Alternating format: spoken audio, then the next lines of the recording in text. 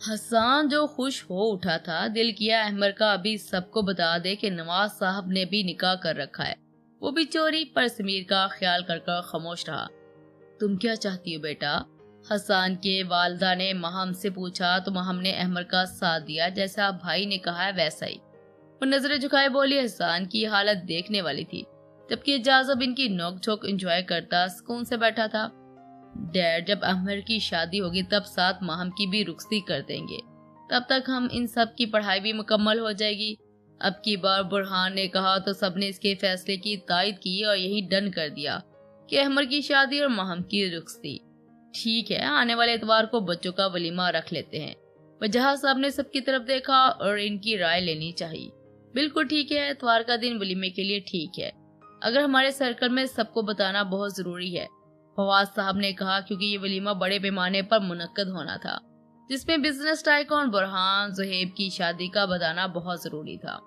کب معاملہ طے پاتے ہی وہ لوگ ہنسی خوشی کھانے کی ٹیبل تک گئے تھے، ہلکی پھلکی باتوں میں شامل کھانا کھانے لگے، جبکہ برہان اور سمیر کی نظریں اپنی والیوں پر ٹکی تھی جو سخت ناراض لگ رہی تھی۔ میچل پکڑا جا چکا تھا، اس لیے حسان اب مہم کی طرف سے بے فکر ہو گیا تھا۔ اس نے مہم کو دیکھا دوبارہ، پھر وہ کسی جرت سے اس گھر میں گھسا تھا جب احمد کے آدمی جو نہ جانے کتنے دنوں سے باہر پہرا دے رہے تھے ہر خبر سے آگاہ کرتے تھے۔ وہ جانتے تھے میچل ضرور آئے گا، پھر وہی ہوا، وہ آیا اور احمد اسے اپنے شکنجے میں دبوچ چکا تھا۔ اس نے مہم اب دورانی مینشن آ گئی تھی۔ حسان اپنے گھر چلا گیا تھا۔ ہوش آیا اسے۔ احمد بلیک یونیفارم پہنے ہاتھ پاکٹ میں ڈال کر ایک دروازے کے سامنے کھڑا ہوا اور اپنے ساتھ والے سے پوچھا، جو موتبانہ انداز میں کھڑا تھا۔ اس وقت وہ ٹارچر سیل میں تھا جہاں میچل بھی موجود تھا۔ جی سر۔ احمد دروازہ دھکیل کر اندر آیا جہاں میچل الیکٹرانک کرسی پر لوہے کی کپلز کی قید میں بندھا بیٹھا تھا۔ احمد کے چہرے پر ماسک لگا تھا۔ تمہارا بڈھا باس کوئی بہت ہی فضول انسان ہے، مال جمع کرنے کا دورہ پڑا ہوا ہے، جبکہ مقابلہ کرنا، احتیاطی تدابیر کرنا، اپنے آدمیوں کو سکھانا، لڑائی کرنے میں وہ اناڑی ہے پہلے درجے کا۔ جاہل بڈھا کتنی آسانی سے ہمارے جال میں پھنس رہا ہے، اور اس کے جاہل آدمی تو اس سے بھی گئے گزرے ہیں۔ احمد بھاری آواز میں میچل پر طنز کرتا یہاں وہاں چکر کاٹتے بولا، جبکہ میچل کا خون کھول اٹھا تھا۔ یہی تو وہ چاہتا تھا، تم ابھی بھی ہمیں جانتے نہیں، چٹکیوں میں تمہیں باس تباہ کر ڈالے گا۔ واقعی پچھلے 6 ماہ سے تو وہ ہمیں جان نہیں پایا، تباہ کر کیا پائے گا، اپنی قبر کی تیاری کر رہا ہے۔ ڈان کا سالہ ڈان، 3 ڈبے بجا سکتے ہیں بس، ان کی گدڑ بھبکیاں ہمارا کچھ نہیں بگاڑ سکتی۔ دوسرا ان کی لٹل ڈان مس انجلینا ایک ہاتھ کی مار ہے، جبکہ تم بس چٹکیوں کی مار ہو۔ احمد نے پھنکار ایک بٹن دبایا جس سے اس کا سارا جسم کپ کپا اٹھا، ساتھ میچل کے منہ سے عجیب سی آوازیں نکلنے لگی تھی۔ تبھی احمد نے بٹن واپس دبایا، اس کے سامنے بڑی چھوٹی سی میز پر ایک پاؤں رکھ کر کھڑا ہو گیا۔ اب کی بار اس کے ہاتھ میں تیز دھار آلہ تھا جسے وہ بڑی مہارت سے 2 انگلیوں کے بیچ گھما رہا تھا۔ نظریں میچل پر جمی تھی جس کا پہلی ڈوز میں ہی چہرہ زد پڑ چکا تھا۔ اب بغیر چھوڑ دینے کی بھیک مانگنے سب راز اگلو۔ احمد سرخ آنکھوں سے کیلما آلے اس کے ماتھے کے وسط کا نشانہ لیتا پھنکارا کہ میچل کی ریڑھ کی ہڈی میں سنسناہٹ دوڑ گئی۔ یکدم اپنی آنکھوں کے قریب آتی سالے کو دیکھ کر حلق تر کیا۔ تم تو سب جانتے ہو باس کے بارے میں، پھر میری کیا ضرورت ہے؟ وہ موت کو قریب سے دیکھ رہا تھا اور بتانے سے قاصر تھا۔ کہہ تو ٹھیک رہا ہے، فضول کام میں وقت برباد کرنا حماقت ہے، احمد کے منہ سے نکلا اور ایک لفظ اس کی جان نکال گیا۔ جب احمد نے سب نگاہوں سے اسے دیکھا اور وہ کیل نما آلہ اس کی گردن کے وسط میں ہلکا سا چبھو دیا۔ بتاتا ہوں، مجھے مت مارو۔ نو، تمہیں وقت دیا تھا پر تم نے چانس ضائع کر دیا۔ احمد کی آواز میں عجیب وحشت و بھاری پن تھا کہ اس کی آواز ہی میچل کی آدھی جان نکال چکی تھی۔ اس کا ٹھہرا سرد رویہ، سزا دینے کا طریقہ میچل پر قیامت برپا کرنے کے لیے کافی تھا۔ اس سے پہلے کہ احمد اس کے بخیے ادھیڑتا، میچل کی زبان تیزی سے چلنے لگی تھی۔ وہ ہر راز بات جو اسے پتا تھی وہ سب احمد کے گوش گوار کر ڈالی تھی۔ اس میں اس نے باس کے بہت سے راز، بہت سی دولت، غیر ملکی سرمایہ، انڈر ورلڈ ڈان کی سربراہ سے متعلقات، شراب کے اڈے، ہیروئن کا دھندا، کالج اسکولوں میں بنی کنٹینز پر چیزوں میں شامل ڈرگز کا دھندا، چمن کے بارڈر سے اسلحے کی خرید اور فروخت، جو جو اسے پتا تھا سب بتاتا چلا گیا۔ مجھے اب تمہاری زبان کھولنا پسند نہیں آیا، تمہاری موت میں کچھ رعایت ہو جاتی ہے اگر میرے کہے پر عمل کرتے، پر اب نہیں، کیونکہ تم نے میری عزیز از بہن کو چھونے کی گستاخی کی۔ اس کی نظروں کے سامنے مہم کا رویا مرجھایا چہرہ لہرایا۔ جب حسان نے اسے سارا واقعہ بتایا تب سے دونوں کے دل کے اندر ایک آگ سی بھڑک اٹھی تھی۔ احمد صفاقے سے بول کر وہ آلہ اس کی گردن کے آر پار کر چکا تھا۔ میچل چیخ بھی نہ سکا اور بھڑبڑاتا ہوا پیچھے کو لڑ گیا تھا۔ شبیر؟ جی سر۔ دروازے کے پار سے بھاگتا ہوا شبیر آیا تھا۔ بڈھے کو تحفہ بھجوا دو۔ احمد ایک نظر میچل کو دیکھ کر باہر نکل گیا تھا۔ 2 دن سے باس کا غصے سے برا حال تھا۔ سومی پر اٹیک کروانے کی کوشش کی، ڈرائیور پر بھی گولیوں کی بچھاڑ کی، وہ زخمی ہوا پر سومی کو کچھ نہ ہونے دیا۔ سومی ڈرائیور انکل کی ٹیپ پر ویڈیو پلے کر کر دنیا میں خوشی سے ناچتا پچھلی سیٹ پر ٹیک لگائے گیم کھیلنے میں لگا ہوا تھا، جبکہ ڈرائیور ایک ہاتھ سے گاڑی کنٹرول کیے 2 سے فائر کرتا ان کے مقابل کا جواب دے رہا تھا۔ سمیر نے ڈرائیور کو بتا رکھا تھا کہ وہ سب جانتا تھا، اس لیے ہر صورت میں سومی کو بچانا تھا۔ اس نے فل سپیڈ سے گاڑی بھگائی تھی۔ بوس کے آدمیوں نے اس کے ہاتھ پر فائر کیا تھا، جس سے وہ ان کا نشانے پر لیے ہوئے تھا کہ اچانک اس کے ہاتھ کو گولی چھو کر گزرتی سے زخمی کرتی چلی گئی۔ اس نے ہاتھ کی پرواہ کیے بغیر سومی کو بحفاظت گھر پہنچایا تھا۔ گھبراتے سمیر کو کال پر سب بتانے لگا تھا۔ سجل جو ٹیرس پر کھڑی تھی سومی کو آتا دیکھ فوراً باہر کو بھاگی تھی۔ وہ ابھی تک گاڑی میں بیٹھا گیم کھیلنے میں مصروف تھا۔ ڈرائیور کی باتیں وہ سن چکی تھی جب ہی سومی کو پکارتی چلاتی گاڑی کا دروازہ کھول کر اسے باہر کھینچا تھا۔ خود بھی اس پہ پیچھے رونے لگی تھی۔ سمیر ڈرائیور سے بات کرتے پیچھے اس کی گھبراہٹ اور لڑکھڑاتی آواز سن کر چونکا تھا، جبکہ وہ رو پڑی تھی۔ سمیر کا دل کیا باس کی ہڈی پسلی توڑ کر سرما بنا ڈالے۔ ابھی باس انجلینا جازب کے غائب ہونے پر اپنے آدمیوں میں پر چیخ رہا تھا کہ آدمی ایک بھاگتا ہوا آیا۔ باس آپ کے لیے کوئی تحفہ آیا ہے سی جی کی طرف سے۔ جب ہی 3 آدمی بڑا سا ڈبہ اٹھائے اندر آیا اور زمین پر رکھ کر کچھ فاصلے پر کھڑے ہو گئے۔ باس اور انجلینا کا دل پل میں سکڑے تھے۔ جب باس کے کہنے پر ایک آدمی نے چاک کیا واپس اپنی جگہ پر کھڑا ہوا۔ جیسے باس نے کھولا تو سامنے میچل کے مردہ وجود کو دیکھ ان کے دونوں کے رونگٹے کھڑے ہو گئے تھے۔ اس دن زہیب کی شدتوں کی وجہ سے شیلا کو بہت تیز بخار ہو گیا تھا۔ جب وہ سو گیا تو شیلا خود کو سمیٹتی آنسو بہاتی اپنے کمرے میں آ گئی تھی۔ روتی ہوئی سو گئی تھی۔ اس کی حالت کافی ناساز ہو چکی تھی۔ صبح 10 بجے زہیب اپنی بیگم کو مارننگ وش کرنے کے لیے اٹھا تو شیلا کہیں نہ دکھی۔ بے ساختہ سے رات کی ہوئی اپنی شدت اور شیلا کے آنسو یاد آئے تو جھٹکے سے بیڈ سے اٹھا تھا۔ وہ جلدی سے فریش ہو کر نیچے آیا تو شیلا کی تلاش میں یہ وہاں نظریں دھڑائیں، پر وہ کہیں نہ دکھی۔ اس کی ماں اور تائی باہر لان میں بیٹھی تھی۔ زہیب کو اب سچ میں دماغ سن ہوتا محسوس ہوا تھا کہ کہیں وہ گھر تو نہیں چلی گئی۔ اس نے ملازمہ سے پوچھا تو اس نے کہا کہ میڈم ابھی تک نیچے نہیں آئی۔ زہیب سر ہلاتا اس کی کمرے کی جانب آیا اور ہینڈل گھمایا تو وہ کھلتا چلا گیا۔ اسے احساس ہوا تھا کہ زبردستی نہیں کرنی چاہیے تھی، پر وہ مزید باغی بن جاتی، اپنی من مرضیاں کرتی، یہی ٹھیک تھا کہ ایسے بھی اس کا حق تھا، بیوی تھی وہ اس کی۔ دل نے دوسری دلیل پیش کی تھی۔ وہ سر جھٹک کر اندر آیا تو شیلا کو کمفرٹ سر تک تانے دیکھ آگے بڑھا۔ بغیر کچھ کہے اس سے کمفرٹ کھینچا کہ شیلا بنا کسی حرکت کے سرخ انار کی مانت چہرے لیے آنکھیں مودے پڑی تھی۔ سرخ گالوں پر آنسوؤں کے نشان تھے، بکھرے بال اور اس کی گردن پر زہیب کی رات کی شدتوں کے نشان واضح تھے۔ شیلا؟ زہیب نے اس کی حالت پر گڑبڑاتے پکارا، ساتھ ہی ہاتھ اس کے گال پر رکھا۔ اسے لگا تھا جیسے کسی نے انگاروں کو چھو لیا ہو۔ تب اسے دانتوں تلے لب دبائے، نیچے ملازموں کو آواز دی، ساتھ ہی ڈاکٹر کو کال کی۔ اس دن زہیب گھر پر ہی رہا تھا۔ شیلا کا بہت زیادہ خیال رکھا تھا، ساتھ ہی اس کی ماں اور تائی بھی تھی۔ زہیب کے پوچھنے پر وہ گڑبڑا گیا اور بہانہ بنا لیا کہ تھوڑا سا ڈانٹا تھا۔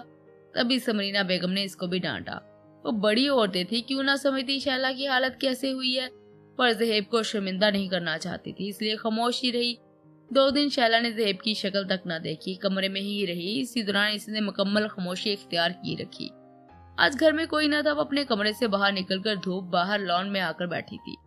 اسے زہیب سے نہ نفرت ہو رہی تھی، نہ ہی غصہ آ رہا تھا، نہ ہی بات کرنے کا دل کر رہا تھا۔ جیسے زہیب نے اپنا حق وصول کر لیا تھا، اب اس کا تعلق بھی ختم۔ وہ جو اپنے سے فیصلے کیے بیٹھی سوچوں میں مگن تھی۔ جب بھی گاڑی گیٹ سے اندر داخل ہوئی، وہ دیکھ کر پہچان کی تھی کہ کون ہے، اس سے لا تعلق بنی نظریں غیر مری نقطے پر مرکوز رکھی۔ زہیب شیلا کی طبیعت کے پیش نظر آفس سے جلدی آ گیا تھا۔ घर पर कोई ना था। समरीना बेगम ने खास हदायत दी थी। वो भी इसकी खामोशी और सबसे लातल्की नोट कर चुका था। ज़हेब गाड़ी से उतरकर सीधा इसकी जानब आया था। कोई तो बड़ा नाजुक साबित हुआ है। इतनी सी शिद्दत पर 2 दिन बुखार में गुजर गए तो आगे क्या होगा। ज़हेब लब दबाता इसके सामने बैठा था, जबकि शीला एक नजर भी इस पर डाले वहां से उठने लगी थी। कहाँ? ज़हेब ने कलाई जकड़ी। तुमसे बात करने का मेरा मन नहीं है, हाथ छोड़ो। शाला मध्यमवास में बेजारी से बोली थी। बैठो। ज़हेब ने वापस खींच कर बैठाया था। ये शोक किस लिए मना रही हो? शोक नहीं, बुखार है मुझे। उसे देखे बगैर बोली थी। मनाना भी मत कि अब तो ये रोज होगा, तो मुझे रोक नहीं सकती। वो इसे खरीद रहा था कि शैला के दिल की बात जबान तक आई। शैला खामोश रही।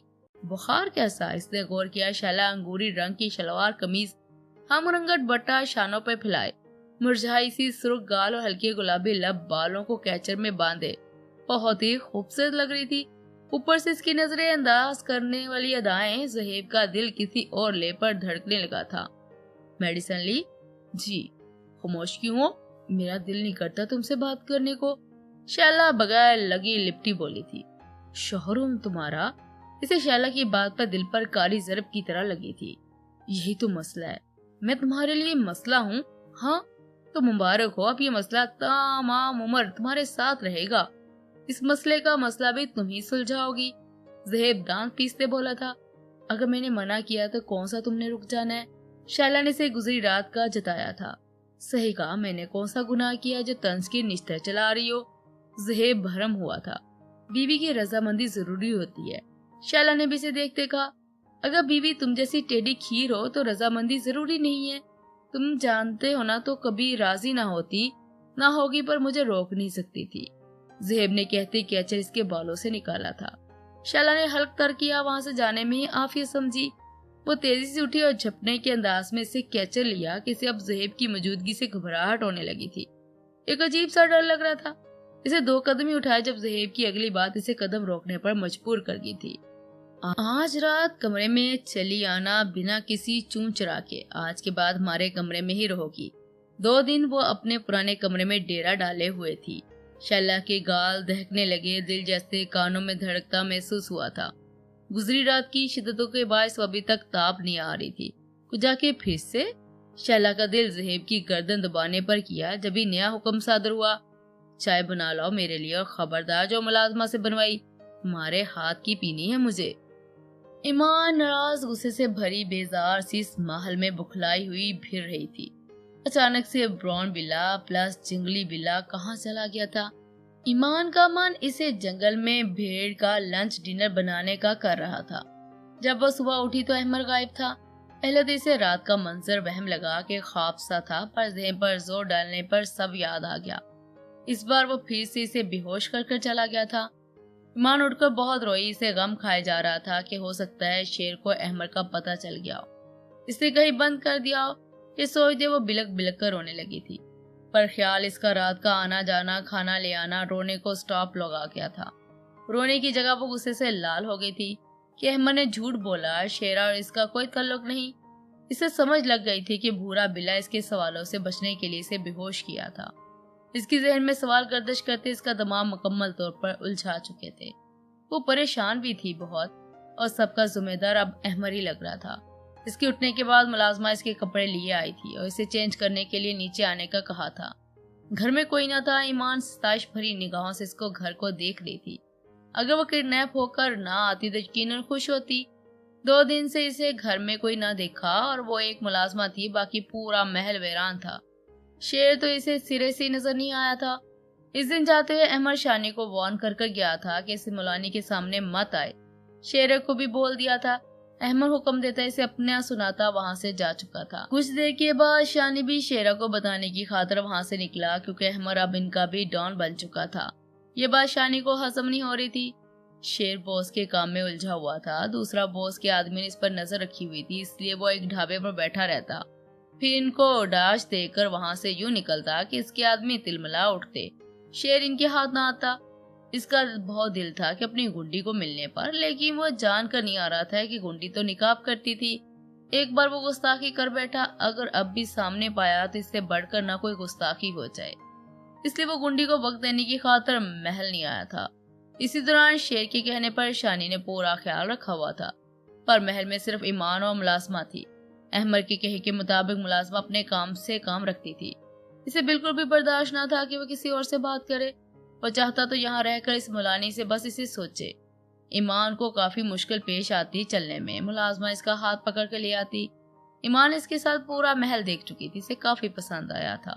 وہ گھر کال کرنا چاہتی تھی، اس کا موبائل کہیں نہ تھا، نہ ہی اس گھر میں کوئی فون نظر آیا تھا۔ ایمان نے ملازمہ سے کہا تو وہ گونگی بن گئی۔ ابھی بھی وہ لانچ میں کوچ پر بیٹھی رو رہی تھی۔ اس کا دل بہت اداس تھا، عجیب قید تھی، دل میں شیر کو کوسنے بھی لگی ہوئی تھی۔ عجیب وسوسے دل میں ڈیرے جمائے ہوئے تھے۔ وہ چہرہ ہاتھوں میں چھپائے رونے میں مصروف تھی کہ اسے کسی کے بھاری قدموں کی آواز اپنے قریب آتی محسوس ہوئی۔ پانی لاؤ، شیر گرجدار آواز میں پاس کھڑی ملازمہ سے بولا کہ ایمان اپنی جگہ سے اچھل پڑی۔ اے گنڈی، یہ میرے گھر میں رونا دھونا کس بات کا مچایا ہوا ہے؟ تجھے کمی ہے کیا کسی چیز کی؟ پتا ابھی لا دیتا ہوں۔ شیر ماتھے پر تیوری چڑھائے صوفے پر بیٹھا، نظریں ہاتھوں پر چہرہ چھپائی بیٹھی ایمان پر تھی۔ تم کمینے گنڈے مجھے کیوں لائے ہو یہاں؟ کیا مطلب؟ اس دن بتایا تو تھا کہ تو اب اپن کے پاس اپن کے ساتھ رہے گی۔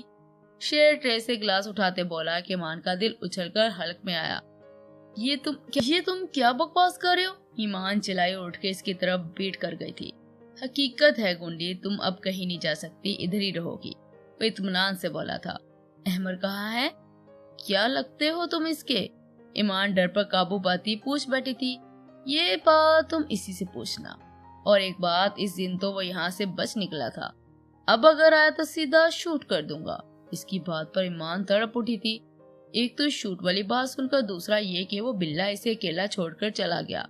ویسے تو بڑا شدت پسند ہے، یہاں نامحرم کے گھر میں اس کی قید میں چھوڑ کر چلا گیا۔ اوف! ایمان کو جو اب باقی نیند کی گولیوں کی ضرورت محسوس ہو رہی تھی، پر وہ شیرہ جا دماغ ٹھکانا لگانا چاہتی تھی جس نے اس کے بلے کو مارنے کا سوچا تھا۔ ساری باتیں وہ پیچھے رکھ کر اس کی بات کو پکڑ گئی تھی۔ تم سمجھتے کیا خود کو جاہل، آوارہ، لفنگے، گھونڈے؟ اگر تم نے احمد کو ہاتھ بھی لگایا تو میں تمہاری گردن، ہاتھ پاؤں سب تڑوا دوں گی۔ ایمان دوپٹے کا کونا پکڑ کر چہرے پر نقاب کیے غصے سے پلٹی تھی۔ شیر مسکرایا، یہی تو وہ چاہتا تھا کہ وہ گنڈی کا مکھڑا دیکھ سکے، پر یہ کیا پردہ؟ شیر کھور کر رہ گیا تھا۔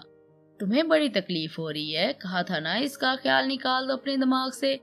شیر لائٹر سے سگریٹ جلاتا سرد آواز میں دھاڑا تھا۔ کیوں نہ ہو تکلیف، شوہر ہے وہ میرا، اور تم نامحرم۔ تم ہوتے کون ہو مجھ پر حکم چلانے والے؟ ایمان کا تو دماغ ہی بھنا اٹھا تھا اس گنڈے کی بکواس پر۔ میں کون ہوتا ہوں بہت جلد پتہ چل جائے گا۔ اگر احمد آیا تو اس کی موت پکی ہے، اس کی نہیں تمہاری۔ ایمان بھی دو بولی تھی۔ تمہاری تو؟ شیر سگریٹ پھینک کر اس کی جانب بڑھا، تبھی اس کا فون چنگھاڑنے لگا۔ شیر نیلی آنکھوں سے روتی ہوئی آدھا چہرہ چھپائے ایمان کا گہری نظروں سے جائزہ لیتا باہر نکل گیا تھا۔ اس کے جاتے ایمان نے گہرا سانس فضا کے سپرد کیا تھا۔ اسے شدت سے اپنوں کی یاد آ رہی۔ بلکیس، مجھے کمرے میں لے چلو، ایمان نے ملازمہ سے کہا اور دوپٹہ مٹھیوں میں جکڑے چھوٹے چھوٹے قدم لیتی سیڑھیوں کی جانب بڑھنے لگی۔ احمد، حسان، سمیر اور اس کی ٹیم کو کچھ ممبر اس وقت چمن کے بارڈر کی جانب رواں دواں تھے، جہاں سے آج اسلحے کے بھرے ٹرک بارڈر سے بلوچستان جانب آنے تھے۔ اس کی قیادت شیر شانی کو ملی تھی۔ شہری نے ان سب کی جگہ پہنچنے کا کہا تھا۔ وہ اکیلے بالکل نہ تھے، وہاں آرمی کے جوان بھی پہنچے ہوئے تھے جو ان کے انتظار میں تھے، جبکہ سمیر دل پر پتھر رکھ کر سجل سومی کو ہمدانی حوض چھوڑ گیا تھا۔ اس پر جاذب کو وارن کرنا ہرگز نہیں بھولا تھا۔ جاذب نے شرافت کا مظاہرہ کرتے ہوئے گردن ہامے ہلائی کہ وہ بے فکر رہے، ساتھ ہی دور ہوتے آنکھ بینک کی کہ سمیر کا دل کیا اس سے پہلے زمین میں گاڑے پھر جائے، اس سے پہلے وہ اپنی سوچ پر عمل کرتا۔ جاذب وہاں سے بھاگ نکلا تھا، جبکہ زہیب نے دیکھ کر مسکراہٹ دبائی اور سمیر کو بے فکر رہنے کا کہا تھا۔ زہیب اب اچھے سے جاذب کی حرکات سمجھ رہا تھا، اس میں زیادہ وہ سمیر کو ہیپر کرنے کا کام انجام دیتا تھا، اور جہاں تک بات سجل کی تھی وہ اس کو ایسا کزن سمجھ کر بات کرتا تھا۔ ایک تو شوہر پولیس میں، دوسرا 4 سالہ سومی، باپ بھی ڈان، بیٹا ننھا ڈان۔ وہ سمیر کو تپانے کا کام کرتا تھا، پر یہ بھول گیا تھا۔ ایسے میں سمیر کی کیئر اور محبت سجل کے لیے شدت اختیار کرتی جا رہی تھی۔ زہیب نے سر جھٹکا اور سمیر کے گلے لگا لیا۔ سمیر سب سے خاص سجل سے مل کر یہاں سے اس نے سجل کو شرمانے لجھانے پر مجبور کر دیا تھا۔ باقی بعد میں صحیح سے ملنے کا کہہ کر اس کی حالت غیر کرنے کے بعد وہاں سے نکلا تھا۔ دوسری جانب احمد حسان کے دل دھڑک دھڑک کر پاگل ہو گئے تھے، پر وہ مجال ہے جو اپنی والیوں سے ملے ہوں کہ باقی دلوں کی حالت سمجھ سکتے تھے، اگر ملتے تو پھر جا نہ پاتے۔ اس سمے صرف مہم جانتی تھی کہ وہ سب کہاں جا رہے تھے۔ وہ ان کے لیے دعا گو تھی، پر ساتھ ہی کچھ سسٹم ہیک کرنے کا کام بھی کر رہی تھی۔ یہ ہیکنگ اس نے احمد حسان سے سیکھی تھی۔ اس کو خاص ہدایت دیتے وہ روانہ ہو چکے تھے۔